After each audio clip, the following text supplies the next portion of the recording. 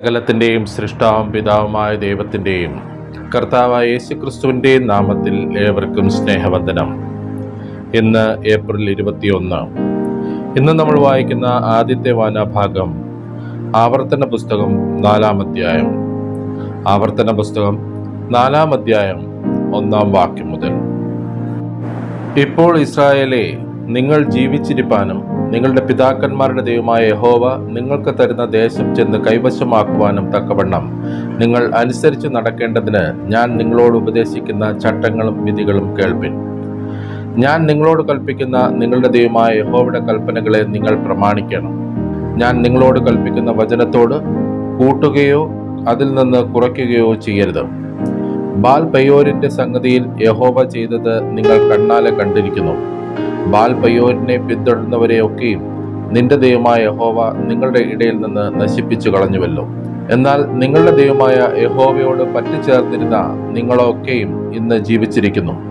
നിങ്ങൾ കൈവശമാക്കുവാൻ ചെല്ലുന്ന ദേശത്ത് നിങ്ങൾ അനുസരിച്ച് നടപ്പാനായി എൻ്റെ ദൈവമായ യഹോവ എന്നോട് കൽപ്പിച്ചതുപോലെ ഞാൻ നിങ്ങളോട് ചട്ടങ്ങളും വിധികളും ഉപദേശിച്ചിരിക്കുന്നു. അവയെ പ്രമാണിച്ച് നടപ്പിൻ.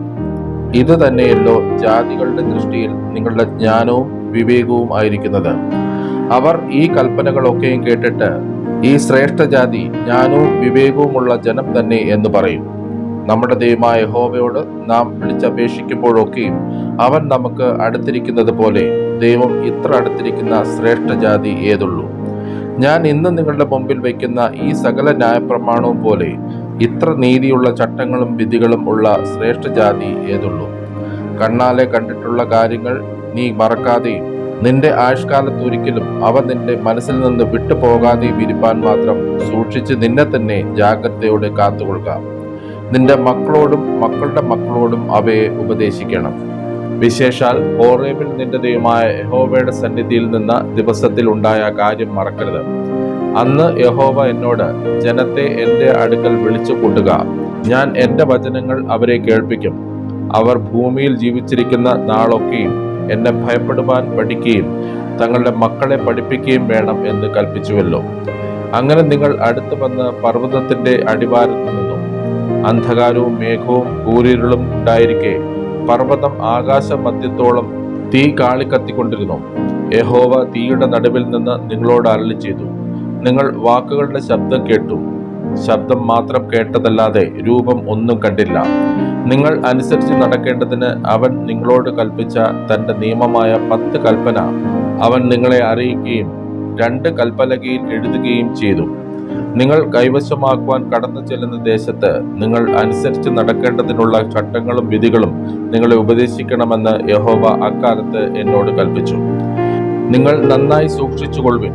യഹോവ ഹോറേബിൽ തീയുടെ നടുവിൽ നിന്ന് നിങ്ങളോട് അരുളി ചെയ്ത നാളിൽ നിങ്ങൾ രൂപം ഒന്നും കണ്ടില്ലല്ലോ. അതുകൊണ്ട് നിങ്ങൾ ആണിന്റെയെങ്കിലും പെണ്ണിന്റെയെങ്കിലും സാദൃശ്യമോ, ഭൂമിയിലുള്ള യാതൊരു മൃഗത്തിന്റെയും സാദൃശ്യമോ, ആകാശത്ത് പറക്കുന്ന യാതൊരു പക്ഷിയുടെയും സാദൃശ്യമോ, ഭൂമിയിലുള്ള യാതൊരു ഇഴജാതിയുടെയും സാദൃശ്യമോ, ഭൂമിക്ക് കീഴെ വെള്ളത്തിലുള്ള യാതൊരു മത്സ്യത്തിന്റെയും സാദൃശ്യമോ, ഇങ്ങനെ യാതൊന്നിന്റെയും പ്രതിമയായ വിഗ്രഹം ഉണ്ടാക്കി വഷളത്വം പ്രവർത്തിക്കരുത്. നീ ആകാശ സൈന്യമായ സൂര്യനെയും ചന്ദ്രനെയും നക്ഷത്രങ്ങളെയും നോക്കി കാണുമ്പോൾ അവയെ നമസ്കരിപ്പാനും സേവിപ്പാനും വശീകരിക്കപ്പെടരുത്. അവയെ നിന്റെ ദൈവമായ യഹോവ ആകാശത്തിന് കീഴെങ്ങുമുള്ള സർവ്വജാതികൾക്കും പങ്കിട്ട് കൊടുത്തിരിക്കുന്നു. നിങ്ങളെയോ ഇന്നുള്ളതുപോലെ തനിക്ക് അവകാശജനമായിരിക്കേണ്ടതിന് യഹോവ തിരഞ്ഞെടുത്ത് നിങ്ങളെ മിസ്രയീം എന്ന ഇരുമ്പൊലയിൽ നിന്ന് പുറപ്പെടുവിച്ച് കൊണ്ടുവന്നിരിക്കുന്നു. എന്നാൽ യഹോവ നിങ്ങളുടെ നിമിത്തം എന്നോട് കോപിച്ചു. ഞാൻ യോർദാൻ കടക്കയില്ലെന്നും നിന്റെ ദൈവമായ യഹോവ നിനക്ക് അവകാശമായി തരുന്ന നല്ല ദേശത്തിൽ ഞാൻ ചെല്ലുകയില്ലെന്നും സത്യം ചെയ്തു.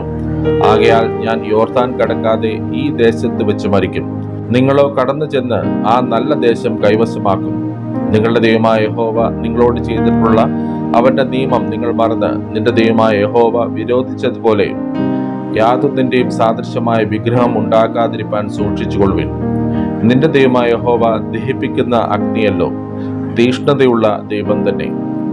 നീ മക്കളെയും മക്കളുടെ മക്കളെയും ജനിപ്പിച്ച് ദേശത്തെ ഏറെക്കാലം പാർത്ത് വഷളായി തീർന്നിട്ട് വല്ലതിന്റെയും സാദൃശ്യമായ വിഗ്രഹമുണ്ടാക്കി നിന്റെ ദൈവമായ യഹോവയ്ക്ക് അനിഷ്ടമായുള്ളത് ചെയ്ത് അവനെ കോപിപ്പിച്ചാൽ നിങ്ങൾ കൈവശമാക്കേണ്ടതിന് യോർദാൻ കടന്നു ചെല്ലുന്ന ദേശത്ത് നിന്ന് നിങ്ങൾ വേഗത്തിൽ നശിച്ചു പോകുമെന്ന് ഞാൻ ഇന്ന് ആകാശത്തെയും ഭൂമിയെയും നിങ്ങൾക്ക് വിരോധമായി സാക്ഷി നിർത്തി പറയുന്നു.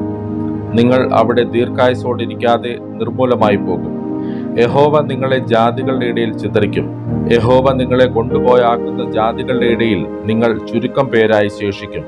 കാണുവാനും കേൾപ്പാനും ഭക്ഷിപ്പാനും മണക്കുവാനും പ്രാപ്തിയില്ലാത്തവയായി മരവും കല്ലും കൊണ്ട് മനുഷ്യരുടെ കൈപ്പണിയായ ദേവന്മാരെ നിങ്ങൾ അവിടെ സേവിക്കും. എങ്കിലും അവിടെ വെച്ച് നിന്റെ ദൈവമായ യഹോവയെ നീ തിരയുകയും പൂർണ്ണ ഹൃദയത്തോടും പൂർണ്ണ മനസ്സോടും കൂടെ അന്വേഷിക്കുകയും ചെയ്താൽ അവനെ കണ്ടെത്തും. നീ ക്ലേശത്തിലാകുകയും ഇവയൊക്കെയും നിന്റെ മേൽ വരികയും ചെയ്യുമ്പോൾ നീ ഭാവി കാലത്ത് നിന്റെ ദൈവമായ യഹോവയുടെ അടുക്കലേക്ക് തിരിഞ്ഞ് അവന്റെ വാക്ക് അനുസരിക്കും. നിന്റെ ദൈവമായ യഹോവ കരുണയുള്ള ദൈവമല്ലോ. അവൻ നിന്നെ ഉപേക്ഷിക്കുകയില്ല, നശിപ്പിക്കുകയില്ല. നിന്റെ പിതാക്കന്മാരോട് സത്യം ചെയ്തിട്ടുള്ള തന്റെ നിയമം മറക്കുകയുമില്ല.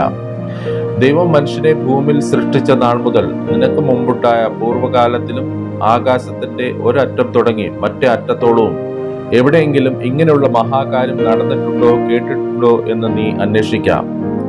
ഏതൊരു ജാതിയെങ്കിലും നീ കേട്ടതുപോലെ തീയുടെ നടുവിൽ നിന്ന് സംസാരിക്കുന്ന ദൈവത്തിന്റെ ശബ്ദം കേൾക്കുകയും ജീവനോടിരിക്കുകയും ചെയ്തിട്ടുണ്ടോ? അല്ലെങ്കിൽ നിങ്ങളുടെ ദൈവമായ യഹോവ മിസ്രൈമിൽ വെച്ച് നീ കാണുക നിങ്ങൾക്ക് വേണ്ടി ചെയ്തതുപോലെയൊക്കെയും പരീക്ഷകൾ, അടയാളങ്ങൾ, അത്ഭുതങ്ങൾ, യുദ്ധം, ബലമുള്ള കൈ, നീട്ടിയ ഭുജം, വലിയ ഭയങ്കര പ്രവൃത്തികൾ എന്നിവയാൽ ദൈവം ഒരു ജാതിയെ മറ്റൊരു ജാതിയുടെ നടുവിൽ നിന്ന് തനിക്കായി ചെന്നെടുപ്പാൻ ഉദ്യമിച്ചിട്ടുണ്ടോ? നിനക്കോ ഇത് കാണുവാൻ സംഗതി വന്നു. യഹോവ തന്നെ ദൈവം, അവനല്ലാതെ മറ്റൊരുത്തനുമില്ല എന്ന് നീ അറിയേണ്ടതിന് തന്നെ. അവൻ നിനക്ക് ബുദ്ധി ഉപദേശിക്കേണ്ടതിന് ആകാശത്ത് നിന്ന് തന്റെ ശബ്ദം നിന്നെ കേൾപ്പിച്ചു. ഭൂമിയിൽ തന്റെ മഹത്തായ തീയും നിന്നെ കാണിച്ചു. നീ അവന്റെ വചനവും തീയുടെ നടുവിൽ നിന്ന് കേട്ടു. നിന്റെ പിതാക്കന്മാരെ സ്നേഹിച്ചതുകൊണ്ട് അവൻ അവരുടെ സന്തതിയെ തിരഞ്ഞെടുത്തു. നിന്നേക്കാൾ വലുപ്പവും ബലവുമുള്ള ജാതികളെ നിന്റെ മുമ്പിൽ നിന്ന് നീക്കിക്കളവാനും ഇന്നുള്ളതുപോലെ അവരുടെ ദേശത്തെ നിനക്ക് അവകാശമായി തരേണ്ടതിന് നിന്നെ കൊണ്ടുപോയാക്കുവാനും തന്റെ സാന്നിധ്യവും മഹാശക്തിയും കൊണ്ട് മിസ്രൈമിൽ നിന്ന് നിന്നെ പുറപ്പെടുവിച്ചു. ആകയാൽ മീതെ സ്വർഗത്തിലും താഴെ ഭൂമിയിലും യഹോവ തന്നെ ദൈവം, മറ്റൊരുത്തനുമില്ല എന്ന് നീ ഇന്ന് അറിഞ്ഞ് മനസ്സിൽ വെച്ചുകൊള്ളുക. നിനക്കും നിന്റെ മക്കൾക്കും നന്നായിരിക്കേണ്ടതിനും നിന്റെ ദൈവമായ യഹോവ നിനക്ക് സദാകാലത്തേക്കും നൽകുന്ന ദേശത്ത് നീ ദീർഘായുസ്സോടിരിക്കേണ്ടതിനും ഞാൻ ഇന്നും നിന്നോട് കൽപ്പിക്കുന്ന അവന്റെ ചട്ടങ്ങളും കൽപ്പനകളും പ്രമാണിക്കാം. അക്കാലത്ത് മോശ യോർദാനക്കരെ കിഴക്ക് 3 പട്ടണം വേർതിരിച്ചു.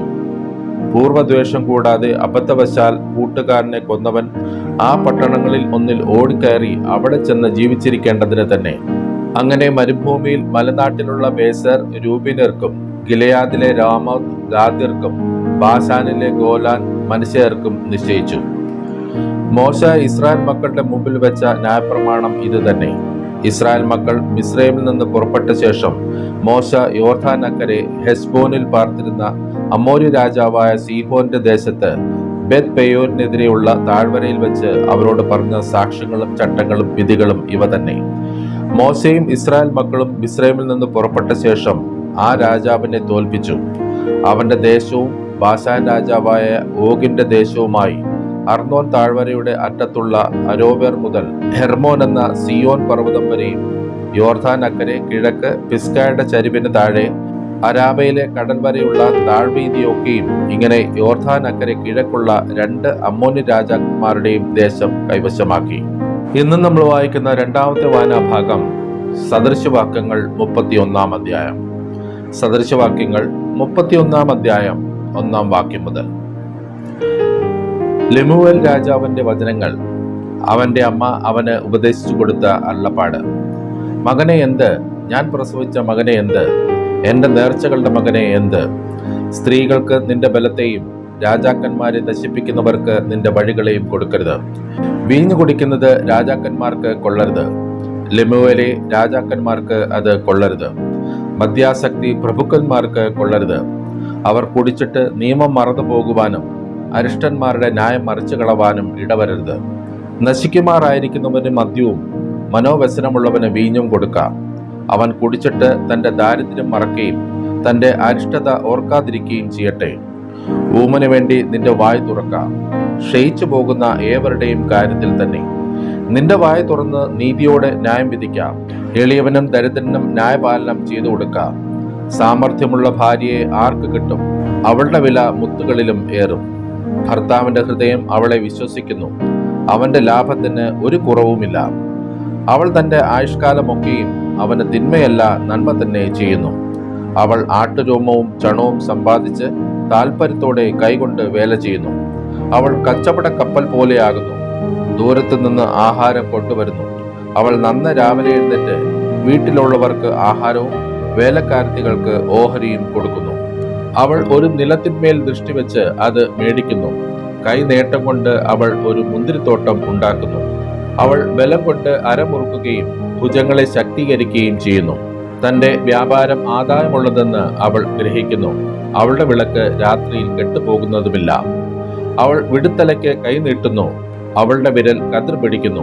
അവൾ തന്റെ കൈ എളിയവർക്ക് തുറക്കുന്നു, ദരിദ്രന്മാരുടെ അടുക്കലേക്ക് കൈ നീട്ടുന്നു. തന്റെ വീട്ടുകാരെ ചൊല്ലി അവൾ ഹിമത്തെ പേടിക്കുന്നില്ല. അവളുടെ വീട്ടിലുള്ളവർക്കൊക്കെയും ചുവപ്പ് കമ്പിളി ഉണ്ടല്ലോ. അവൾ തനിക്ക് പരവതാനി ഉണ്ടാക്കുന്നു, ശണപടവും ധൂമ്രവസ്ത്രവും അവളുടെ ഉടുപ്പ്. ദേശത്തിലെ മൂപ്പന്മാരോട് കൂടെ ഇരിക്കുമ്പോൾ അവളുടെ ഭർത്താവ് പട്ടണവാതിൽക്കൽ പ്രസിദ്ധനാകുന്നു. അവൾ ശണവസ്ത്രമുണ്ടാക്കി വിൽക്കുന്നു, അരക്കച്ച ഉണ്ടാക്കി കച്ചവടക്കാരനെ ഏൽപ്പിക്കുന്നു. ബലവും മഹിമയും അവളുടെ ഉടുപ്പ്. ഭാവി കാലമോർത്ത് അവൾ പുഞ്ചിരിയിടുന്നു. അവൾ ജ്ഞാനത്തോടെ വായ് തുറക്കുന്നു, ദയുള്ള ഉപദേശം അവളുടെ നാവിന്മേലുണ്ട്. വീട്ടുകാരുടെ പെരുമാറ്റം അവൾ സൂക്ഷിച്ചു നോക്കുന്നു, വെറുതെ ഇരുന്ന് അഹോവൃത്തി കഴിക്കുന്നില്ല. അവളുടെ മക്കൾ എഴുന്നേറ്റ് അവളെ ഭാഗ്യവതി എന്ന് പുകഴ്ത്തുന്നു.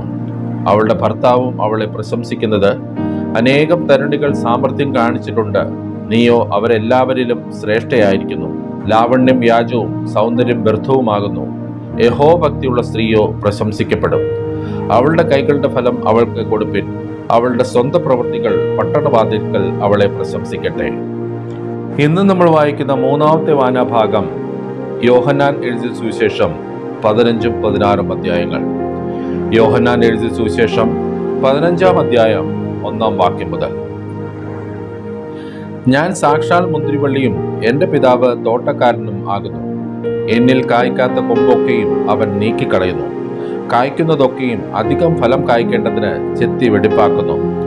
ഞാൻ നിങ്ങളോട് സംസാരിച്ച വചനം നിമിത്തം നിങ്ങൾ ഇപ്പോൾ ശുദ്ധിയുള്ളവരാകുന്നു. എന്നിൽ വസിപ്പിൻ, ഞാൻ നിങ്ങളിലും വസിക്കും. കൊമ്പനും മുന്തിരിവള്ളിയിൽ വസിച്ചിട്ടല്ലാതെ സ്വയമായി കായ്പാൻ കഴിയാത്തതുപോലെ എന്നിൽ വസിച്ചിട്ടല്ലാതെ നിങ്ങൾക്ക് കഴിയുകയില്ല. ഞാൻ മുന്തിരിവള്ളിയും നിങ്ങൾ കൊമ്പുകളും ആകുന്നു. ഒരുത്തൻ എന്നിലും ഞാൻ അവനിലും വസിക്കുന്നുവെങ്കിൽ അവൻ വളരെ ഫലം കായ്ക്കും. എന്നെ പിരിഞ്ഞ് നിങ്ങൾക്ക് ഒന്നും ചെയ്യുവാൻ കഴിയുകയില്ല. എന്നിൽ വസിക്കാത്തവനെ ഒരു കൊമ്പ് പോലെ പുറത്തു കളഞ്ഞിട്ട് അവൻ ഉണങ്ങിപ്പോകുന്നു. ആ വക ചേർത്ത് തീയിലിടുന്നു, അത് വെന്തുപോകും. നിങ്ങൾ എന്നിലും എൻ്റെ വചനം നിങ്ങളിലും വസിച്ചാൽ നിങ്ങൾ ഇച്ഛിക്കുന്നത് എന്തെങ്കിലും അപേക്ഷിപ്പിൻ, അത് നിങ്ങൾക്ക് കിട്ടും. നിങ്ങൾ വളരെ ഫലം കായ്ക്കുന്നതിനാൽ എൻ്റെ പിതാവ് മഹത്വപ്പെടുന്നു. അങ്ങനെ നിങ്ങൾ എൻ്റെ ശിഷ്യന്മാരാകും. പിതാവ് എന്നെ സ്നേഹിക്കുന്നത് പോലെ ഞാനും നിങ്ങളെ സ്നേഹിക്കുന്നു. എൻ്റെ സ്നേഹത്തിൽ വസിപ്പിൻ. ഞാൻ എൻ്റെ പിതാവിൻ്റെ കൽപ്പനകൾ പ്രമാണിച്ച് അവൻ്റെ സ്നേഹത്തിൽ വസിക്കുന്നത് പോലെ നിങ്ങൾ എൻ്റെ കൽപ്പനകൾ പ്രമാണിച്ചാൽ എൻ്റെ സ്നേഹത്തിൽ വസിക്കും. എൻ്റെ സന്തോഷം നിങ്ങളിൽ ഇരിപ്പാനും നിങ്ങളുടെ സന്തോഷം പൂർണ്ണമാകുവാനും ഞാൻ ഇത് നിങ്ങളോട് സംസാരിച്ചിരിക്കുന്നു. ഞാൻ നിങ്ങളെ സ്നേഹിച്ചിരിക്കുന്നത് പോലെ നിങ്ങളും തമ്മിൽ തമ്മിൽ സ്നേഹിക്കണം എന്നാകുന്നു എൻ്റെ കൽപ്പന. സ്നേഹിതന്മാർക്ക് വേണ്ടി ജീവനെ കൊടുക്കുന്നതിലും അധികമുള്ള സ്നേഹം ആർക്കുമില്ല. ഞാൻ നിങ്ങളോട് കൽപ്പിക്കുന്നത് ചെയ്താൽ നിങ്ങൾ എൻ്റെ സ്നേഹിതന്മാർ തന്നെ. യജമാനൻ ചെയ്യുന്നത് ദാസൻ അറിയായക കൊണ്ട് ഞാൻ നിങ്ങളെ ദാസന്മാർ എന്ന് ഇനി പറയുന്നില്ല. ഞാൻ എൻ്റെ പിതാവിനോട് കേട്ടതെല്ലാം നിങ്ങളോട് അറിയിച്ചത് കൊണ്ട് നിങ്ങളെ സ്നേഹിതന്മാർ എന്ന് പറഞ്ഞിരിക്കുന്നു. നിങ്ങൾ എന്നെ തിരഞ്ഞെടുത്തു എന്നല്ല, ഞാൻ നിങ്ങളെ തിരഞ്ഞെടുത്തു, നിങ്ങൾ പോയി ഫലം കായ്ക്കേണ്ടതിനും നിങ്ങളുടെ ഫലം നിലനിൽക്കേണ്ടതിനും നിങ്ങളെ ആക്കി വച്ചുമിരിക്കുന്നു. നിങ്ങൾ എൻ്റെ നാമത്തിൽ പിതാവിനോട് അപേക്ഷിക്കുന്നതൊക്കെയും അവൻ നിങ്ങൾക്ക് തരുവാനായിട്ട് തന്നെ. നിങ്ങൾ തമ്മിൽ തമ്മിൽ സ്നേഹിക്കേണ്ടതിന് ഞാൻ ഇത് നിങ്ങളോട് കൽപ്പിക്കുന്നു. ലോകം നിങ്ങളെ പകയ്ക്കുന്നുവെങ്കിൽ അത് നിങ്ങൾക്ക് മുമ്പേ എന്നെ പകച്ചിരിക്കുന്നു എന്ന് അറിവിൻ. നിങ്ങൾ ലോകക്കാർ ആയിരുന്നുവെങ്കിൽ ലോകം തനിക്ക് സ്വന്തമായതിനെ സ്നേഹിക്കുമായിരുന്നു. എന്നാൽ നിങ്ങൾ ലോകക്കാരായിരിക്കാതെ ഞാൻ നിങ്ങളെ ലോകത്തിൽ നിന്ന് തിരഞ്ഞെടുത്തതുകൊണ്ട് ലോകം നിങ്ങളെ പകയ്ക്കുന്നു. ദാസൻ യജമാനനേക്കാൾ വലിയവനല്ല എന്ന് ഞാൻ നിങ്ങളോട് പറഞ്ഞ വാക്ക് ഓർപ്പിൻ. അവർ എന്നെ ഉപദ്രവിച്ചുവെങ്കിൽ നിങ്ങളെയും ഉപദ്രവിക്കും. എൻ്റെ വചനം പ്രമാണിച്ചുവെങ്കിൽ നിങ്ങളുടെയും പ്രമാണിക്കും. എങ്കിലും എന്നെ അയച്ചവനെ അവർ അറിയായക കൊണ്ട് എൻ്റെ നാമനിമിത്തം ഇതൊക്കെയും നിങ്ങളോട് ചെയ്യും. ഞാൻ വന്ന് അവരോട് സംസാരിക്കാതിരുന്നെങ്കിൽ അവർക്ക് പാപം ഇല്ലായിരുന്നു. ഇപ്പോഴോ അവരുടെ പാപത്തിന് ഒഴിവ് കഴിവില്ല. എന്നെ പകയ്ക്കുന്നവൻ എൻ്റെ പിതാവിനെയും പകയ്ക്കുന്നു. മറ്റാരും ചെയ്തിട്ടില്ലാത്ത പ്രവൃത്തികളെ ഞാൻ അവരുടെ ഇടയിൽ ചെയ്തിരുന്നില്ല എങ്കിൽ അവർക്ക് പാപം ഇല്ലായിരുന്നു. ഇപ്പോഴോ അവർ എന്നെയും എൻ്റെ പിതാവിനെയും കാണുകയും പകയ്ക്കുകയും ചെയ്തിരിക്കുന്നു. അവർ വെറുതെ എന്നെ പകച്ചു എന്ന് അവരുടെ ന്യായപ്രമാണത്തിൽ എഴുതിയിരിക്കുന്ന വചനം നിവൃത്തിയാകേണ്ടതിന് തന്നെ. ഞാൻ പിതാവിൻ്റെ അടുക്കൽ നിന്ന് നിങ്ങൾക്ക് അയപ്പാനുള്ള കാര്യസ്ഥനായി പിതാവിൻ്റെ അടുക്കൽ നിന്ന് പുറപ്പെടുന്ന സത്യാത്മാവ് വരുമ്പോൾ അവൻ എന്നെക്കുറിച്ച് സാക്ഷ്യം പറയും. നിങ്ങളും ആദ്യം മുതൽ എന്നോടുകൂടി ഇരിക്കൊണ്ട് സാക്ഷ്യം പറവീൻ. യോഹന്നാൻ എഴുതിയ സുവിശേഷം 16-ാം അധ്യായം 1-ാം വാക്യം മുതൽ. നിങ്ങൾ ഇടറിപ്പോകാതിരിപ്പാൻ ഞാൻ ഇത് നിങ്ങളോട് സംസാരിച്ചിരിക്കുന്നു. അവർ നിങ്ങളെ പള്ളിഭ്രഷ്ടർ ആക്കും. അത്രയുമല്ല, നിങ്ങളെ കൊല്ലുന്നവനെല്ലാം ദൈവത്തിന്റെ വഴിപാട് കഴിക്കുന്നു എന്ന് വിചാരിക്കുന്ന നാഴിക വരുന്നു. അവർ പിതാവിനെയും എന്നെയും അറിയായക കൊണ്ട് ഇങ്ങനെ ചെയ്യും. അതിന്റെ നാഴിക വരുമ്പോൾ ഞാൻ ഇത് നിങ്ങളോട് പറഞ്ഞിട്ടുണ്ടെന്ന് നിങ്ങൾ ഓർക്കേണ്ടതിന് ഇത് നിങ്ങളോട് സംസാരിച്ചിരിക്കുന്നു. ആദിയിൽ ഇത് നിങ്ങളോട് പറയാഞ്ഞത് ഞാൻ നിങ്ങളോടുകൂടെ ഇരിക്കകൊണ്ടത്രേ. ഇപ്പോഴോ ഞാൻ എന്നെ അയച്ചവന്റെ അടുക്കൽ പോകുന്നു. നീ എവിടെ പോകുന്നു എന്ന് നിങ്ങൾ ആരും എന്നോട് ചോദിക്കുന്നില്ല. എങ്കിലും ഇത് നിങ്ങളോട് സംസാരിക്കൊണ്ട് നിങ്ങളുടെ ഹൃദയത്തിൽ ദുഃഖം നിറഞ്ഞിരിക്കുന്നു. എന്നാൽ ഞാൻ നിങ്ങളോട് സത്യം പറയുന്നു, ഞാൻ പോകുന്നത് നിങ്ങൾക്ക് പ്രയോജനം. ഞാൻ പോകാഞ്ഞാൽ കാര്യസ്ഥൻ നിങ്ങളുടെ അടുക്കൽ വരികയില്ല. ഞാൻ പോയാൽ അവനെ നിങ്ങളുടെ അടുക്കൽ അയക്കും. അവൻ വന്ന് പാപത്തെക്കുറിച്ചും നീതിയെക്കുറിച്ചും ന്യായവിധിയെക്കുറിച്ചും ലോകത്തിന് ബോധം വരുത്തും. അവർ എന്നിൽ വിശ്വസിക്കായ കൊണ്ട് പാപത്തെക്കുറിച്ചും ഞാൻ പിതാവിന്റെ അടുക്കൽ പോവുകയും നിങ്ങൾ ഇനി എന്നെ കാണാതിരിക്കുകയും ചെയ്യുന്നത് കൊണ്ട് നീതിയെക്കുറിച്ചും ഈ ലോകത്തിന്റെ പ്രഭു വിധിക്കപ്പെട്ടിരിക്കൊണ്ട് ന്യായവിധിയെക്കുറിച്ചും തന്നെ. ഇനിയും വളരെ നിങ്ങളോട് പറവാനുണ്ട്, എന്നാൽ നിങ്ങൾക്ക് ഇപ്പോൾ വഹിപ്പാൻ കഴിവില്ല. സത്യത്തിന്റെ ആത്മാവ് വരുമ്പോഴോ അവൻ നിങ്ങളെ സകല സത്യത്തിലും വഴി നടത്തും. അവൻ സ്വയമായി സംസാരിക്കാതെ താൻ കേൾക്കുന്നത് സംസാരിക്കുകയും വരുവാനുള്ളത് നിങ്ങൾക്ക് അറിയിച്ചു തരികയും ചെയ്യും. അവൻ എനിക്കുള്ളതിൽ നിന്നെടുത്ത് നിങ്ങൾക്ക് അറിയിച്ചു തരുന്നത് കൊണ്ട് എന്നെ മഹത്വപ്പെടുത്തും. പിതാവിനുള്ളതൊക്കെയും എനിക്കുള്ളത്, അതുകൊണ്ടത്രേ അവൻ എനിക്കുള്ളതിൽ നിന്ന് എടുത്ത് നിങ്ങൾക്ക് അറിയിച്ചു തരും എന്ന് ഞാൻ പറഞ്ഞത്. കുറഞ്ഞൊന്ന് കഴിഞ്ഞിട്ട് നിങ്ങൾ എന്നെ കാണുകയില്ല, പിന്നെയും കുറഞ്ഞൊന്ന് കഴിഞ്ഞിട്ട് നിങ്ങൾ എന്നെ കാണും. അവന്റെ ശിഷ്യന്മാരിൽ ചിലർ, കുറഞ്ഞൊന്ന് കഴിഞ്ഞിട്ട് നിങ്ങൾ എന്നെ കാണുകയില്ല, പിന്നെയും കുറഞ്ഞൊന്ന് കഴിഞ്ഞിട്ട് നിങ്ങൾ എന്നെ കാണും എന്നും പിതാവിന്റെ അടുക്കൽ പോകുന്നുവെന്നും അവൻ നമ്മോട് ഈ പറയുന്നത് എന്ത് എന്ന് തമ്മിൽ ചോദിച്ചു. കുറഞ്ഞൊന്ന് എന്ന് ഈ പറയുന്നത് എന്താകുന്നു? അവൻ എന്ത് സംസാരിക്കുന്നു എന്ന് നാം അറിയുന്നില്ല എന്നും അവർ പറഞ്ഞു. അവർ തന്നോട് ചോദിപ്പാൻ ആഗ്രഹിക്കുന്നു എന്ന് അറിഞ്ഞ് യേശു അവരോട് പറഞ്ഞത്, കുറഞ്ഞൊന്ന് കഴിഞ്ഞിട്ട് എന്നെ കാണുകയില്ല, പിന്നെയും കുറഞ്ഞൊന്ന് കഴിഞ്ഞിട്ട് എന്നെ കാണും എന്ന് ഞാൻ പറകയാൽ നിങ്ങൾ തമ്മിൽ തമ്മിൽ ചോദിക്കുന്നുവോ? ആമേൻ ആമേൻ, ഞാൻ നിങ്ങളോട് പറയുന്നു, നിങ്ങൾ കരഞ്ഞു വിലപിക്കും, ലോകമോ സന്തോഷിക്കും. നിങ്ങൾ ദുഃഖിക്കും, എന്നാൽ നിങ്ങളുടെ ദുഃഖം സന്തോഷമായി തീരും. സ്ത്രീ പ്രസവിക്കുമ്പോൾ തന്റെ നാഴിക വന്നതുകൊണ്ട് അവൾക്ക് ദുഃഖമുണ്ട്. കുഞ്ഞിനെ പ്രസവിച്ച ശേഷമോ ഒരു മനുഷ്യൻ ലോകത്തിലേക്ക് പിറന്നിരിക്കുന്ന സന്തോഷം നിമിത്തം അവൾ തന്റെ കഷ്ടം പിന്നെ ഓർക്കുന്നില്ല. അങ്ങനെ നിങ്ങൾക്കും ഇപ്പോൾ ദുഃഖമുണ്ട് എങ്കിലും ഞാൻ പിന്നെയും നിങ്ങളെ കാണും. നിങ്ങളുടെ ഹൃദയം സന്തോഷിക്കും. നിങ്ങളുടെ സന്തോഷം ആരും നിങ്ങളിൽ നിന്ന് എടുത്തു കളയുകയില്ല. അന്ന് നിങ്ങൾ എന്നോട് ഒന്നും ചോദിക്കുകയില്ല. ആമേൻ ആമേൻ, ഞാൻ നിങ്ങളോട് പറയുന്നു, നിങ്ങൾ പിതാവിനോട് അപേക്ഷിക്കുന്നതൊക്കെയും അവൻ എൻ്റെ നാമത്തിൽ നിങ്ങൾക്ക് തരും. ഇന്ന് വരെ നിങ്ങൾ എൻ്റെ നാമത്തിൽ ഒന്നും അപേക്ഷിച്ചിട്ടില്ല. അപേക്ഷിപ്പിൻ, എന്നാൽ നിങ്ങളുടെ സന്തോഷം പൂർണ്ണമാകും വണ്ണം നിങ്ങൾക്ക് ലഭിക്കും. ഇത് ഞാൻ സദൃശ്യമായി നിങ്ങളോട് സംസാരിച്ചിരിക്കുന്നു. എങ്കിലും ഞാൻ ഇനി സദൃശ്യമായി നിങ്ങളോട് സംസാരിക്കാതെ പിതാവിനെ സംബന്ധിച്ച് സ്പഷ്ടമായി നിങ്ങളോട് അറിയിക്കുന്ന നാഴിക വരുന്നു. അന്ന് നിങ്ങൾ എൻ്റെ നാമത്തിൽ അപേക്ഷിക്കും. ഞാൻ നിങ്ങൾക്ക് വേണ്ടി പിതാവിനോട് അപേക്ഷിക്കും എന്ന് ഞാൻ പറയുന്നില്ല. നിങ്ങൾ എന്നെ സ്നേഹിച്ചു, ഞാൻ പിതാവിന്റെ അടുക്കൽ നിന്ന് വന്നിരിക്കുന്നു എന്ന് വിശ്വസിച്ചിരിക്കൊണ്ട് പിതാവ് താനും നിങ്ങളെ സ്നേഹിക്കുന്നു. ഞാൻ പിതാവിന്റെ അടുക്കൽ നിന്ന് പുറപ്പെട്ട് ലോകത്തിൽ വന്നിരിക്കുന്നു. പിന്നെയും ലോകത്തെ വിട്ട് പിതാവിന്റെ അടുക്കൽ പോകുന്നു. അതിന് അവന്റെ ശിഷ്യന്മാർ, ഇപ്പോൾ നീ സാദൃശ്യമൊന്നും പറയാതെ സ്പഷ്ടമായി സംസാരിക്കുന്നു. നീ സകലവും അറിയുന്നുവെന്നും ആരും നിന്നോട് ചോദിപ്പാൻ നിനക്ക് ആവശ്യമില്ല എന്നും ഞങ്ങൾ ഇപ്പോൾ അറിയുന്നു. ഇതിനാൽ നീ ദൈവത്തിന്റെ അടുക്കൽ നിന്ന് വന്നിരിക്കുന്നുവെന്ന് ഞങ്ങൾ വിശ്വസിക്കുന്നു എന്ന് പറഞ്ഞു. യേശു അവരോട്, ഇപ്പോൾ നിങ്ങൾ വിശ്വസിക്കുന്നുവോ?